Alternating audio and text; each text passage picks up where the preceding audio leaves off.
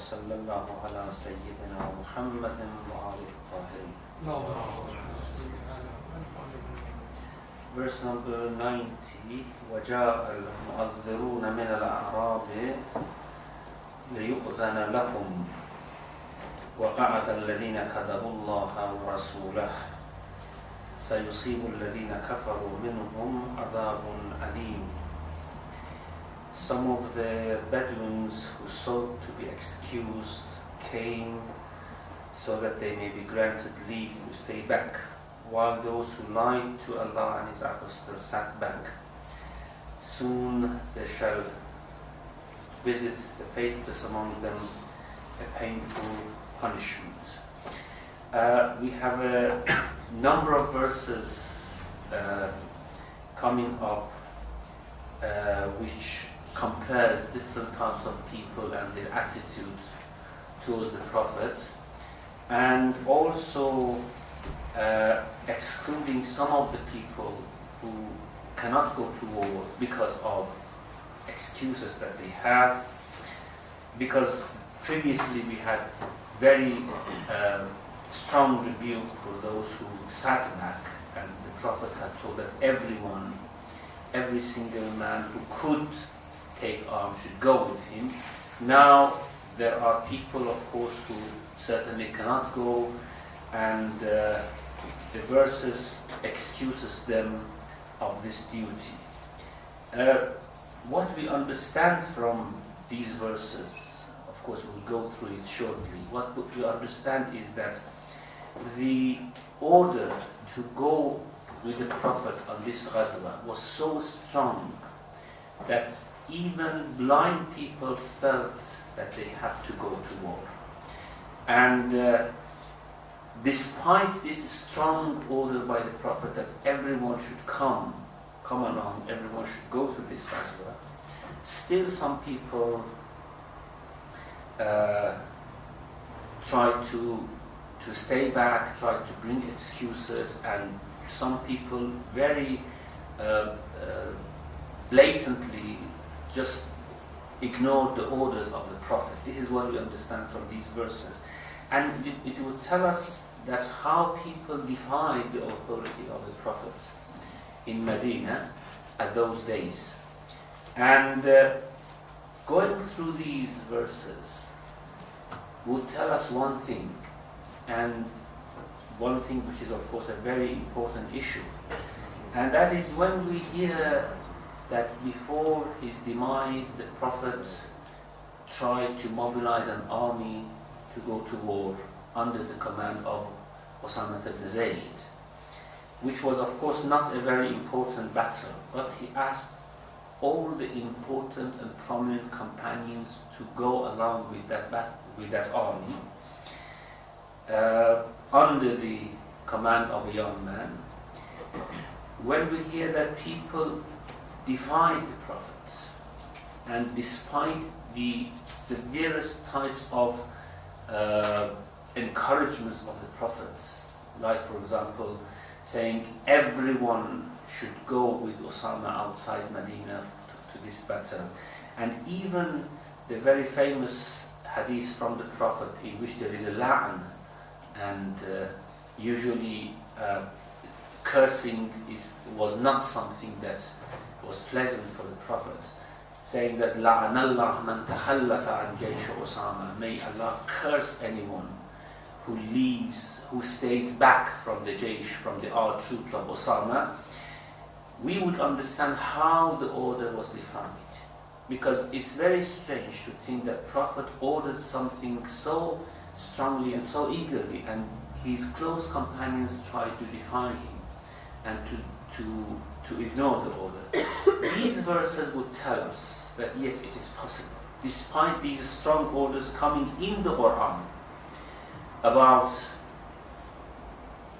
being mobilized and going out with the Prophet in this ghazwa. You see what was the response of the people. So it's not very strange that when the Prophet, peace be on him, was ill, was on his deathbed, people, by far greater defiance would have ignored the orders of the Prophet. Now here in verse 90, two groups of people are compared with each other. The A'rab, the Bedouins, who were around Medina, of course, and they were farther away from the Prophet. They didn't know much about conjunctions and the orders of Allah subhanahu wa ta'ala. They were, although they were faithful, some part of them, groups of them, they were faithful. However, their faith was, of course, not out of that knowledge that people of Medina had, due to their companionship of the Prophet. Now the verse says, when Bedouins come, the Bedouins who had excuses, who had some difficulties to join the war, despite the fact that they knew that since they were, for example, ill or they didn't have the means to go, they came to Medina to pronounce it to the Prophet, or to announce it to the Prophet, that we have excuses, should we come as well? And of course the Prophet told them, no, you needn't to come. Still they came and they did say that if you need us, we will come with you. And this is what I said. It shows how strong the order was of the Prophet, that everyone should go along with him in Tabuk. So despite this, although the people, the Bedouins came, because Arab are not, of course, Arabs, as we usually think. Arab is the term used for Bedouins, never used for Arabs, of course. So despite the fact they came and they asked excuses, they announced their excuses, still the people in Medina, they didn't learn from them. And they, despite, although they didn't have any excuse, they sat back. So the verse says, some of the Bedouins who sought to be excused, not of course out of defiance to the Prophet, peace be upon him, because they had excuses. Mu'azzarun means those who had some excuses. Still they came to Medina, although it was difficult for them to come that long way to Medina, still they came to Medina and they asked the Prophet whether they are excused, whether they can sit back, are they granted leave or not. And of course the Prophet gave them leave. However, they showed their sincerity to the Prophet, while those who lied to Allah and His apostles sat back. These are of course the Munafiqun who were in Medina. So comparing these two groups of people, Bedouins who were by their nature they should have been farther away from faith, and people who were companions of the Prophet in Medina, compare the attitude of the two. Therefore Allah says, سَيُصِيبُ الَّذِينَ كَفَرُوا مِنْهُمْ عَذَابٌ أَلِيمٌ. Soon they shall visit the faithless among them a painful punishment. Now, the people who are excused then are explained in the next verse. لَيْسَ عَلَى الضُّعَفَاءِ وَلَا عَلَى الْمَرْضَى وَلَا عَلَى الَّذِينَ لَا يَجِدُونَ مَا يُنْفِقُونَ حَرَجٌ إِذَا نَصَحُوا لِلَّهِ وَرَسُولِهِ مَا عَلَى الْمُحْسِنِينَ مِنْ سَبِيلٍ وَاللَّهُ غَفُورٌ رَحِيمٌ. Now, three groups of people are excused here. The weak, those who by their physical nature cannot join the war, like for example the blinded people, or people who have a long-lasting disease, or people who have a disease which has struck them just for that while, for that time, so people who are sick or ill at that time, and the people who don't have any means to provide for them to go to the war. Because as I said, it was not armies recruiting people at that time. There weren't armies recruiting people at that time. People had to provide for themselves. The camel or horse or sword or something like that. So many people didn't have that means to go to war. So these three groups of people, those who are continuously weak, permanently weak, like blinded people and others, and of course names are mentioned here. in the interpretations of the Quran or in the Hadith that who were these du'afa. For example, Ibn Maktoum, who was a very old blinded person, he came to the Prophet as well, and he said, "O Prophet, if you need me, I come, but I can't do anything. Certainly, for you, I will be a burden." Still, as I said, since the command was so strong, even Ibn Maktoum felt that he had to go to the war. So, the du'afa, the sick, and those who do not find anything to spend. لَيْسَ عَلَى الضُّعَفَاءِ, there is no blame on the weak. وَلَا عَلَى الْمَرْضَى, no on the sick, nor on the sick. وَلَا عَلَى الَّذِينَ لَا يَجِدُونَ مَا يُنْفَقُونَ, nor on those who do not find anything to spend. So these three groups, of course, provided لَيْسَ عَلَى هؤلاء حرج, there is no blame on them, provided so long as they are sincere to Allah. Now, here إِذَا نَصَحُوا لِلَّهِ is translated as sincere. It's a good translation. However, it doesn't give the meaning exactly, because nusah or nasahu lillah means to wish well for Allah's cause and for the Prophet. Sincere in that sense that if they didn't have these excuses, they would really have liked to go to war, to fight alongside the Prophet, and to help the religion of God. This is the meaning of nusah. So anyone having excuses, not being able to go to war, and not taking this as something which would give him joy that, okay, I'm excused because I have these weaknesses, then of course these are excused by Allah subhanahu wa ta'ala. They will be rewarded for their nusah, for their willing good for the Prophet and for Allah subhanahu wa ta'ala. This might include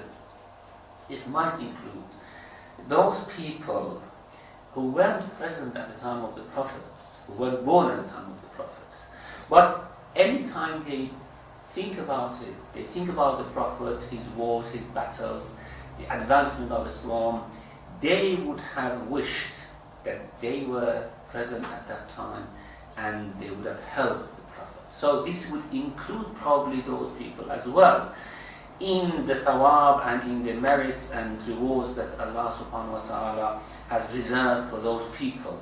Of course, the verse doesn't say it. We might somehow find out from the way the verse is mentioned, إِذَا نَصَحُوا لِلَّهِ وَرَسُولِهِ. We might infer that this might include those people. And of course we have many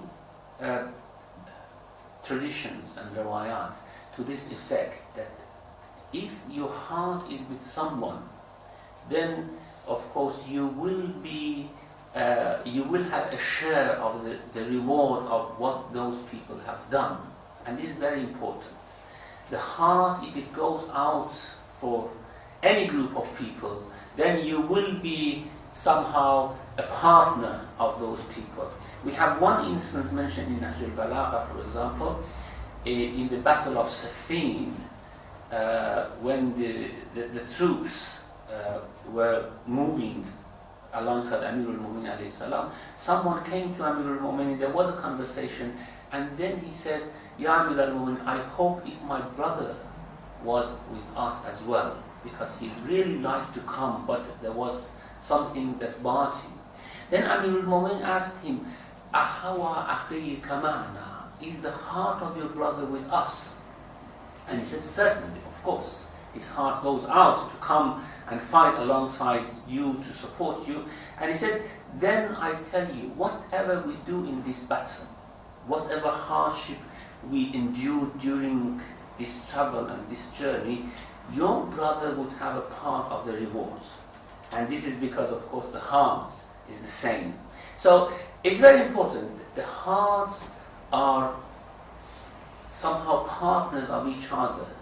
If they feel for each other, even though, for example, the person cannot be alongside the people who actually carry out the action. And this part of ziyarah of Imam Hussein alayhi salam that we usually say, فَيَا لَيْتَنِي كُنْتُ مَعَكُمْ فَأَفُوزَ فَوْزًا عَظِيمًا. I wish if I were with you and I would have taken a part of that success and reward that you and your companions reserve for yourself. Actually, if it comes sincerely from the heart, it makes us to share some of the rewards and some of the merits that the people in the Battle of Karbala actually obtained for themselves, fighting alongside Imam Hussein alayhi salam. So this is very important. إِذَا نَصَحُوا لِلَّهِ وَرَسُولِهِ. If, so long as they are sincere to Allah and His Apostles, so long as their hearts wishes well for the Prophets and for the call of Allah subhanahu wa ta'ala, then of course they are all excused, there's nothing on them. And then the reason is given, مَا عَلَى الْمُحْسَنِينَ مِنْ سَبِيلٍ, because there's no cause for blaming the virtues.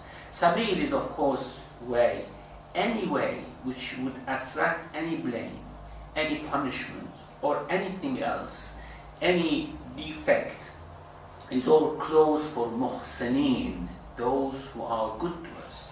Because the one whose heart goes out for the Prophet is a well, is a good doer, is a muhsin. So the verse tells us that ihsan is not only in action, it is in heart as well. If something happens in the heart and it is good, it is seen as good by Allah subhanahu wa ta'ala, it is ihsan as well. It doesn't need to realize itself outside if you can't realize it. Now, for ladies who can't go to jihad, for example, if their heart is with the men who go to jihad for the cause of Allah subhanahu wa ta'ala, of course they are muhsanat as well. Because the verse says, although these people cannot go to fight, but they are muhsan.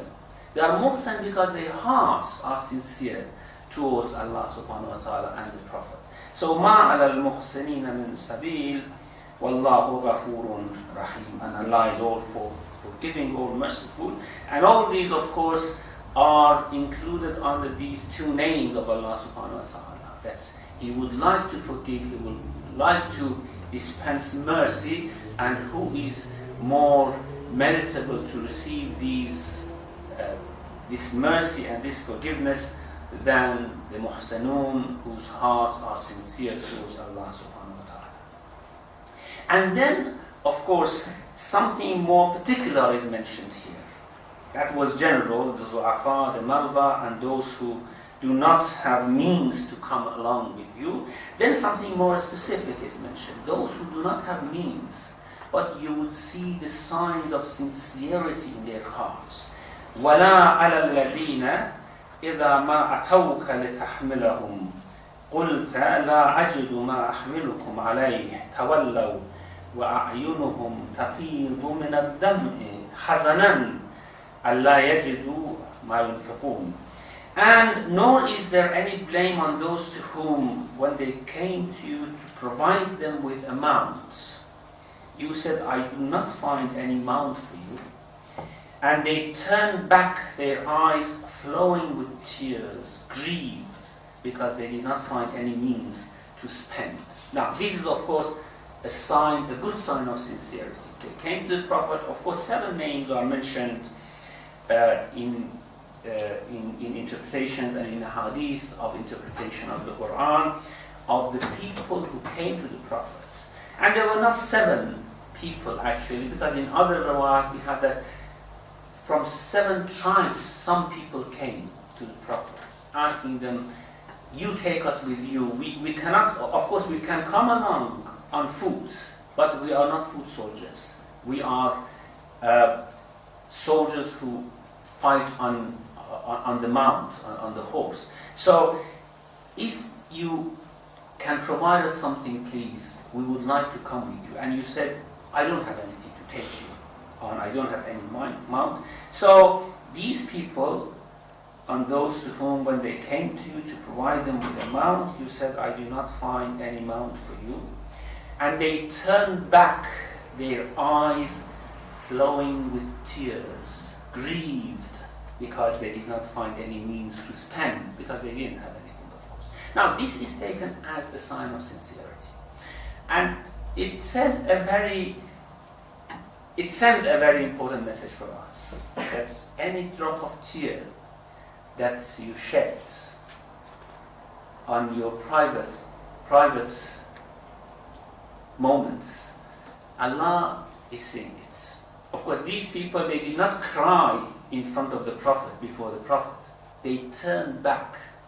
They hid their tears. But they couldn't stop themselves crying and tears flowing down their cheeks, because they were so sad that they couldn't go along with the Prophet.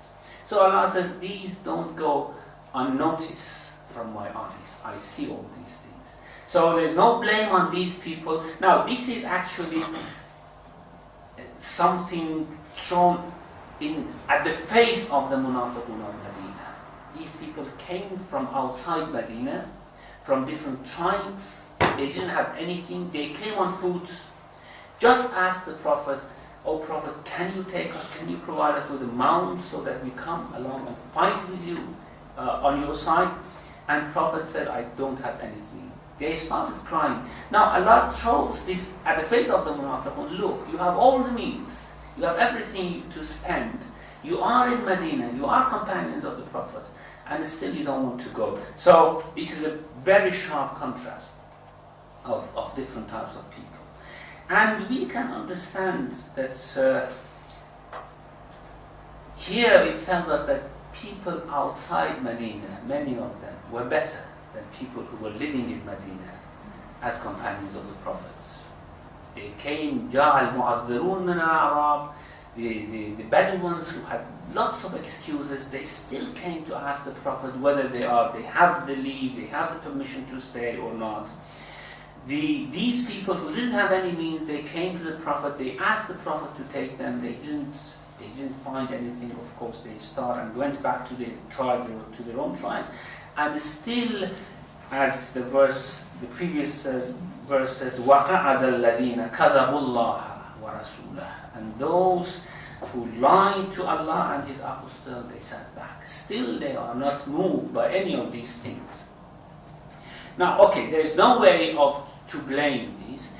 Who are to blame in this, of course, general order of the Prophet to go to the Tabuk? إِنَّمَا السَّبِيلُ عَلَى الَّذِينَ يَسْتَأْذِنُونَكَ وَهُمْ أَغْنِيَاءُ رَضُوا بِأَنْ يَكُونُوا مَعَ الْخَوَالِفِ وَطَبَعَ اللَّهُ عَلَى قُلُوبِهِمْ فَهُمْ لَا يَعْلَمُونَ. The blame lies only on those who ask leave of you to stay behind, though they are well off. Of course, they are to blame. They are pleased to be with those who stay back. Of course, this is a humiliation for them. And Allah has set a seal on their hearts. They see all these different instances and incidents, people coming from outside, trying to obey the order of the Prophet, and see their hearts are sealed. They are not moved at all. فَهُمْ لَا يَعْلَمُونَ. So they do not know, of course, the outcome of their conduct, what is awaiting them. يَعْتَذِرُونَ إِلَيْكُمْ إِذَا رَجَعْتُمْ إِلَيْهِمْ قُلْ لَا تَعْتَذِرُوا لَن نُؤْمِنَ لَكُمْ قَدْ نَبَّأَنَا اللَّهُ مِنْ أَخْبَارِكُمْ وَسَيَرَى اللَّهُ عَمَلَكُمْ وَرَسُولُهُ ثُمَّ تُرَدُّونَ إِلَى عَالِمِ الْغَيْبِ وَالشَّهَادَةِ فَيُنَبِّئُكُمْ بِمَا كُنْتُمْ تَعْمَلُونَ. They will offer you excuses when you return to them. Now, of course, this verse certainly has been revealed to the Prophet and to the companions when they were coming back to Medina. As I said, the verses are revealed in different moments of time, different timings. So some of them were revealed when the Prophet was in the Medina, ordering people to go with him. Some of them were revealed when the Prophet was on his way to the battle, and some when he was coming back from the battle.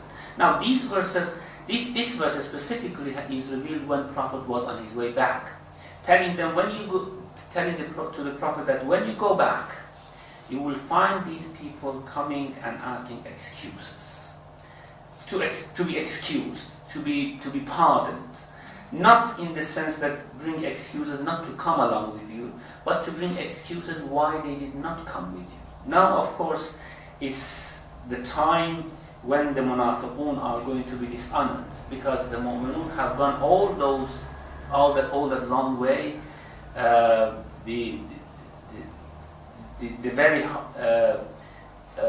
high heat. They have come back from that journey. Now, of course, they meet with the munafiqun who stayed back, and munafiqun, of course, now they wish that if they had gone with them and they had come back without being blamed by the Prophet. Now they come and they bring excuses why we didn't come. So they will offer you excuses when you return to them. This is addressed not only to the Prophet but to the mu'minun as well. Because now there is going to be a type of interaction between mu'minun coming back from the battle and the munafiqun who stayed back. Now, how the mu'minun and munafiqun should interact with each other, what type of relation they should have. Now, Allah is preparing them for what is awaiting them in Medina. يَعْتَذِرُونَ إِلَيْكُمْ إِذَا رَجَعْتُمْ إِلَيْهِمْ. They will offer you excuses when you return to them. قُلْ لَا تَعْتَذِرُوا. Anyone in this accompanyship of the Prophet, when you go back to Medina, your answer to these munafiqun should be, do not make excuses. We will never believe in you. لَن نُؤْمِنَ لَكُمْ. And of course, you can imagine they were relatives, they were friends, so they would have liked to build up again a very good relationship with each other. Now Allah tells them, beware, these are munafiqun. You shouldn't believe them, and you shouldn't start to again have the original relationship with them. قُلْ لَا تَعْتَذِرُوا لَن نُؤْمِنَ لَكُمْ. We will never believe you. قَدْ نَبَّأَنَا اللَّهُ مِنْ أَخْبَارِكُمْ. On this way that we were going, many verses were revealed, and Allah has informed us of your state of affairs, what type of situation you have in your heart, anyone who was left behind. وَسَيَرَ اللَّهُ عَمَلَكُمْ وَرَسُولُهُ. Now we do not judge you. In future, Allah and His Apostle would see how you behave. Now you bring excuses. We do not listen to you. You are not excused. But in future, if you obey the Prophet, then of course Allah and the Messenger should judge you. We cannot judge you. We just do not accept any excuses. وَسَيَرَ اللَّهُ عَمَلَكُمْ وَرَسُولُهُ ثُمَّ تُرَدُّونَ إِلَىٰ عَالِمِ الْغَيْبِ وَالشَّهَادَةِ. Then you will be returned to the knower of the sensible and the unseen. فَيُنَبِّئُكُمْ بِمَا كُنْتُمْ تَعْمَلُونَ. And He will inform you concerning what you used to do, the reality of it. Of course, everyone knows what he is doing. This is a very, very important thing which shows up in many different verses of the Quran, that Allah will inform you what you were doing. What does it mean? Do we not ourselves know what we are doing here? Of course we know what we are doing here, but we don't know the reality of what we are doing here. For example, we do ghibah, we backbite. Allah will inform us on the Day of Judgment, not of course by telling us, but by showing the reality of what we were doing in this world. So we will be informed of the reality of our actions by Allah subhanahu wa ta'ala in the other world. So, and in many verses Allah says that we take you to the Day of Judgment, ثُمَّ يُنَبِّئُكُمْ بِمَا كُنْتُمْ تَعْمَلُونَ, so that Allah would inform you of what you were doing. He is now telling us, do this, do that, and we do not know what are the realities of these things. We don't know what is the reality of salat, what's the reality of dua, what's the reality of supplication, what we ask from God, just what's the reality of one drop of tear that sheds down from our eyes. We don't know the reality of these things. But one day, Allah will inform us of the reality of all these things. What is behind all these actions that we do, and we just know something on the surface, not the deeper part of these things. However, in the surface, Allah and the Prophet should see how you behave in the society. سَيَرَ اللَّهُ عَمَلَكُمْ وَرَسُولُهُ. Allah and the Messenger would see your actions. Now there is one other thing into this sentence. سَيَرَ اللَّهُ عَمَلَكُمْ وَرَسُولُهُ. Allah and His Apostle would see how you behave in future. Because there is another verse coming up very soon which says سَيَرَ اللَّهُ عَمَلَكُمْ وَرَسُولُهُ وَالْمُؤْمِنُونَ. Allah and His Messenger and the mu'minun will see how you behave. Now the apparent meaning is that you will be judged according to what you will do in future. Now you say, we regret what we did, we are sorry, please accept our excuses, excuse us from what we did, but you should be judged according to what you do in future. Allah would see, the Messenger would see, the mu'minun would see how you are behaving, and then you will be judged according to your future behavior.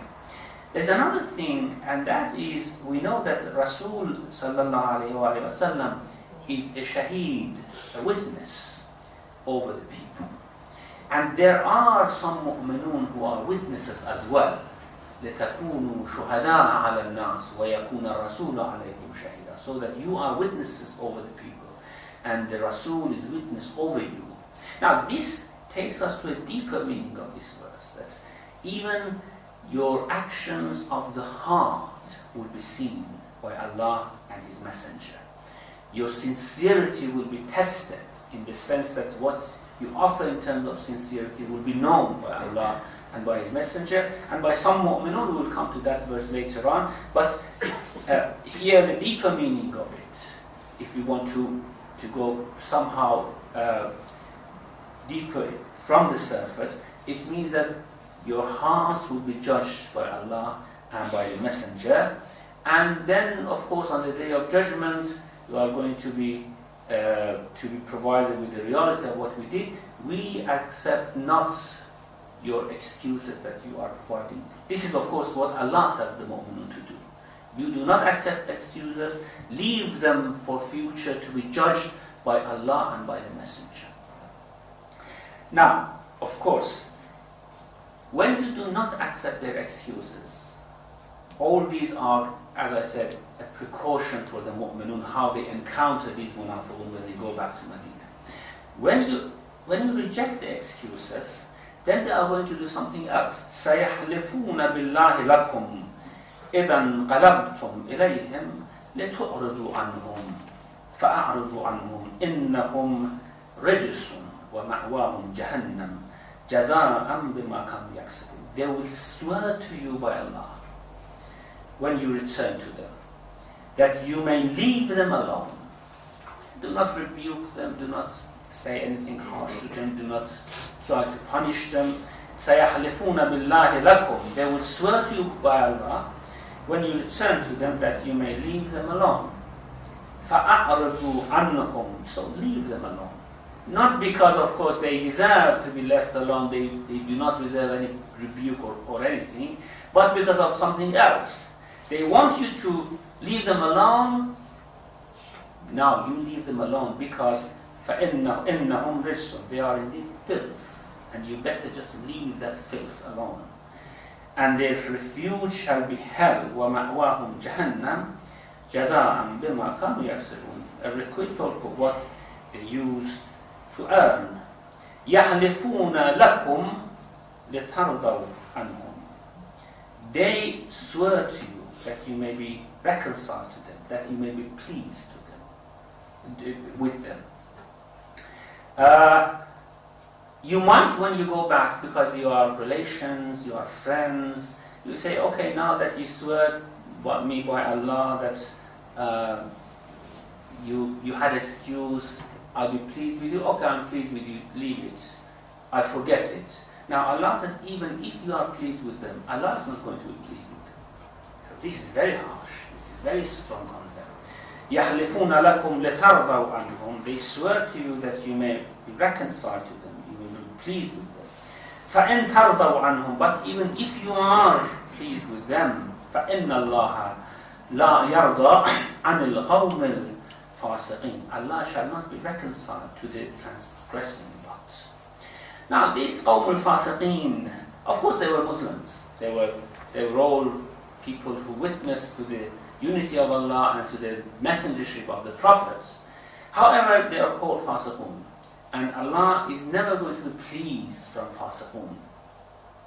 Now if we go to the instances in which this term fasiqun is used in the Quran, many of times it is used for the Jews, who strictly sticked to the letters and words of their book, but they left the spirits. Allah calls them to be fasiqun.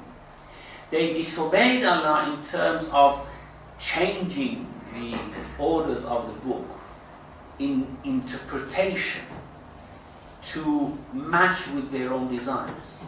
And the verse tells us there is no difference between Muslims, Jews, Christians, or whatsoever. Anyone going along the same path will be judged in the same way.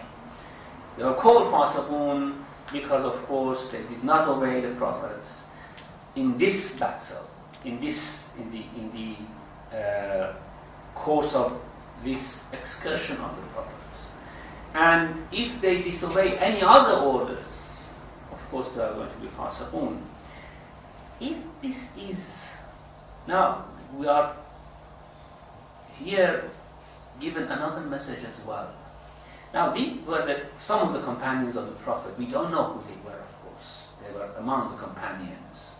There are many names mentioned, and probably this is why the people after the Prophet rejected the Quran compiled by Ali ibn Abi Talib, because what he had done, although he had compiled the same Quran, but he had written for every verse the name of the people who were actually involved in revelation of any verse. And that was, of course, something that many people didn't like, their names being corresponded to all these issues.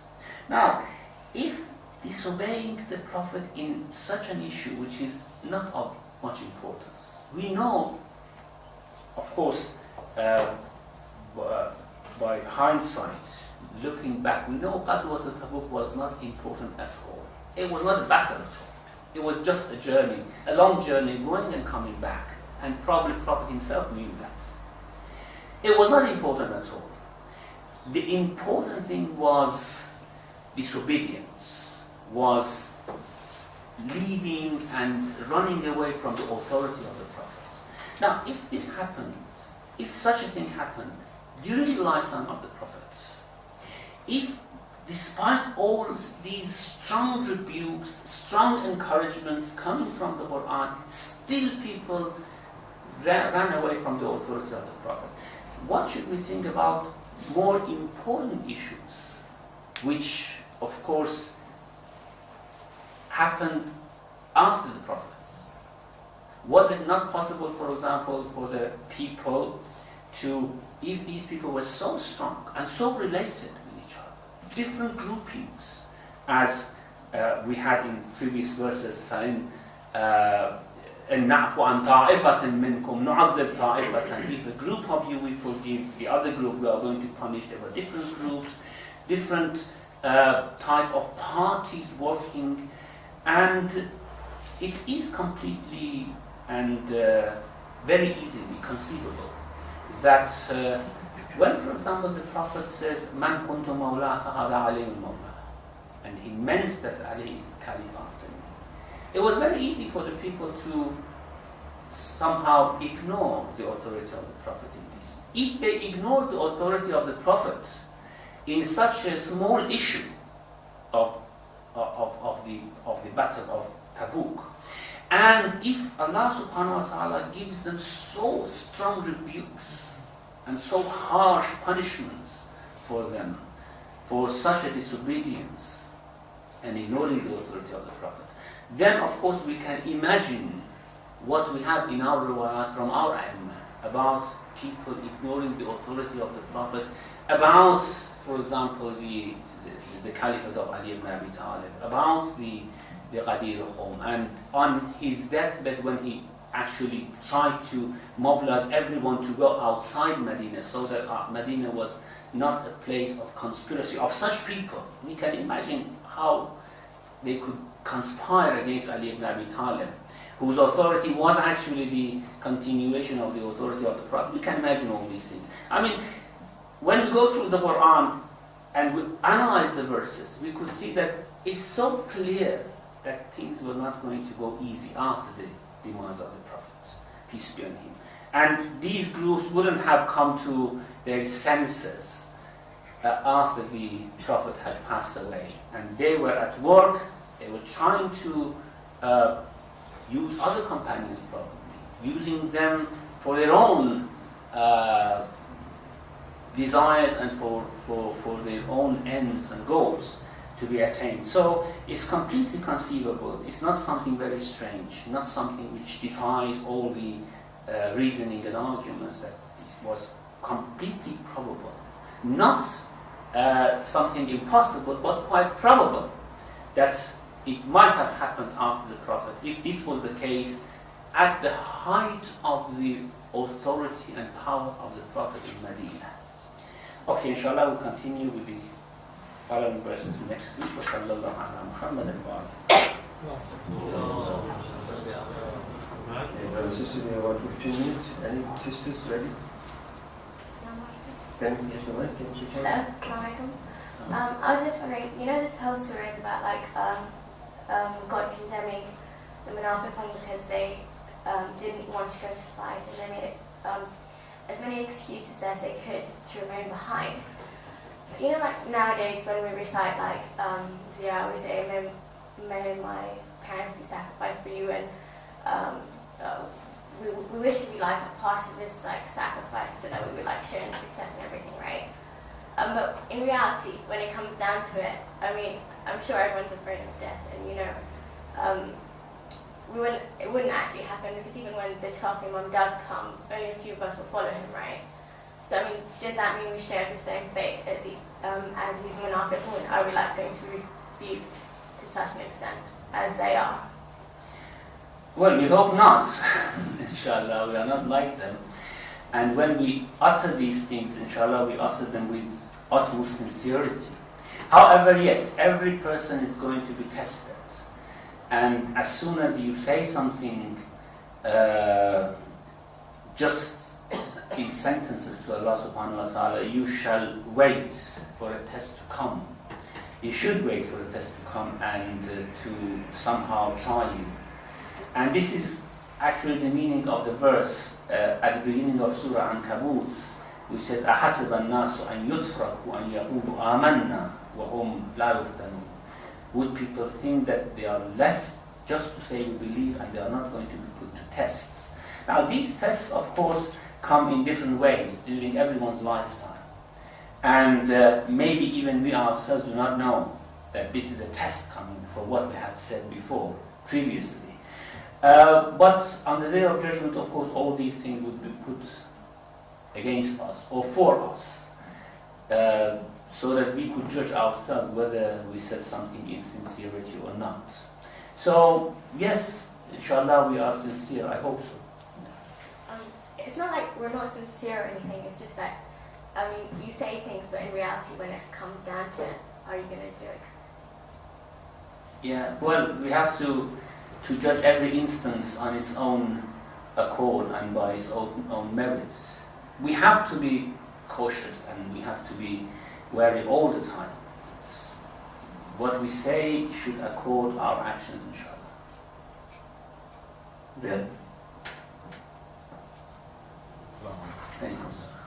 Okay, in an attempt to try and understand the motivation of those who were responsible for some of the things that happened after the death of the Prophet, peace be upon him, is there any evidence to show that the main personalities concerned had any evidence of disobeying the Prophet consistently in Tabuk or in any other instances which were significant? Or did what happened after the death of the Prophet happen as an isolated incident, without any history behind it, without any evidence to show that these same people perhaps obeyed the Prophet all the way along and then did this based on their own judgment? One of the most important instances which never is forgotten is that battle, the troops which had to go with Osama. And yes, people who were main players in the events which happened after the demise of the Prophet, they were ordered to leave with Osama, to leave to the battle, and they didn't go. And Osama complained to the Prophet that I have no authority on them, they do not come along with me.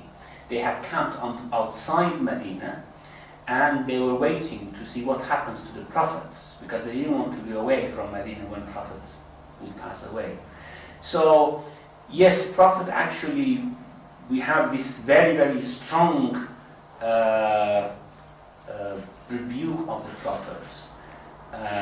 Strong sentence, لَعْنَ اللَّهُ مَنْ تَخَلَّفَ عَنْ جَيْشِ أُسَامَةَ. May God curse anyone who leaves behind from the troops of Osama. And we know that all those people who were later on a part of what happened after the Prophet were ordered to leave with Osama. This is a very, very clear instance. And I remember there is a hadith which probably is not, it's not hadith, it's an anecdote mentioned under the title Mu'tamar Ulama Baghdad, the conference or the seminar of the ulama of Baghdad, which the author claims that it happened at the time of Khaja Nizam al-Mulk and Malik Shah of the Seljuks in 5th century. And but the way he puts it, and the literature will show that it's a later on creation. It's not something that has happened. Probably the author just wanted to put all the arguments of Sunnis and Shi'is together in terms of a conference, an imaginary conference taking place between Sunni and Shi'i ulama. And they adduced their arguments in front of the king, Malik Shah, which at the end the story says that Malik Shah converted to Shi'ism, and also Nizam al-Mulk, which is of course very improbable, converted to Shi'ism. So it's just a made-up story, not probably a reality. But the arguments which are provided in that Mu'tamar Ulama in Baghdad by the author are something which could not be ignored or denied. There he mentions from the Shi'i alim, or on behalf of the Shi'i alim, that you say that we curse or do la'an on some companions of the Prophet, and you say that this is not good, this is not something Prophet would like.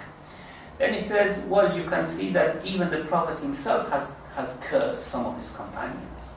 And the companions themselves have cursed each other. Well, the most conspicuous example is something which history has recorded very clearly, is the curse of Muawiyah for Ali and the curse of Ali for Muawiyah. And both of them were companions, of course, they cursed each other. And one of the instances he mentions is, yes, those companions whom you say the Shias cursed are cursed by the Prophet himself. Because Prophet says, لَعْنَ اللَّهُ مَنْ تَخَلَّفَ عَنْ جَيْشِ Osama. May God curse anyone who stays back from the Jaysh of Osama. And you know yourself who were in that, included in that curse, and who were commanded to go out of Medina at that time. Certainly Ali was not commanded to go, he was commanded to stay with the Prophet. But certainly Umar, Abu Bakr, Uthman, all these people were ordered to leave Medina. So, as I said, this is a made-up story. There wasn't such a conference at all. But the arguments would tell us, yes, there were clear instances in which some companions ignored the command of the Prophet. Yeah, you want to say something? Sisters? Friends? Sheikh, following from what you were saying last week and how clear you interpreted these ayats about the way these people behaved, You mentioned last week that Imam Ali was surprised that people would behave like this after the death of the Prophet. I can't understand how he would be surprised. Perhaps he would be disappointed. But how could he be surprised? Well, this is how he mentions himself, that I never thought that anyone would put a claim on this. Now, of course, he might have had some sort of analysis for himself, but maybe the sentence he has mentioned is just to show the outstanding defiance of those people against the Prophet. Maybe he was not surprised, I don't know. We understand it from those sentences, but you are insisting that he was not surprised. Okay. I don't know. No, I'm saying I can't imagine how he would be. I mean, you're not surprised when you're reading this. Yeah. And surely he would have a better understanding. Yeah, certainly. Of course, they knew the situation in Medina better than us, and they knew what forces were working in Medina. It was not only those few people. We can imagine all these groups were working behind the scene to stop Ali ibn Abi Talib coming to power, because they knew that it was the Prophet himself. It was someone was going to replace the Prophet, who was exactly the same as the Prophet. So, and we can imagine they didn't like that, and therefore they all worked for that ending not to happen. Sisters? No, Manzur? In the verse 90, you mentioned it is related to the munafiqin. They made an excuse of not going. But in the end it says those who disbelieved, kuffar. So it is mentioned as kuffar and not as munafiqun. Is there any distinction or any message there that they... No, because every munafiq is kafir, certainly, but not every kafir is munafiq. Munafiq is kafir in the heart, but Muslim in appearance. So Allah would classify them under the category of kafirun, because it's the heart which is judged, not the appearance, certainly. But the other side is not true. Not every kafir is munafiq, because not every kafir would confess faith and conceal disbelief. So we can call munafiqun to be kafirun as well. In that case, how can we distinguish that where it is mentioned as munafiq or the Muslim munafiq or the apparently Muslim munafiq, and where it is so clearly mentioned that they are kafir? So where? No, we have clear verses in the Quran that says munafiqun are kafirun. Okay, it means that Allah, although you deal with them as Muslims, for example, in marriage, in laws, in taxes, in everything, you deal with them as Muslims. But Allah deals with them as kafirs, because Allah looks at the hearts, not at the appearance. You have to deal with them according to judge them according to what appears on their words and their confession. However, Allah will judge them as kafirun. It's clear in the Quran that Allah judges them as kafirun. And worse than kafirun, of course. إِنَّ الْمُنَافِقِينَ فِي الدَّرْكِ الْأَسْفَلِ مِنَ النَّارِ.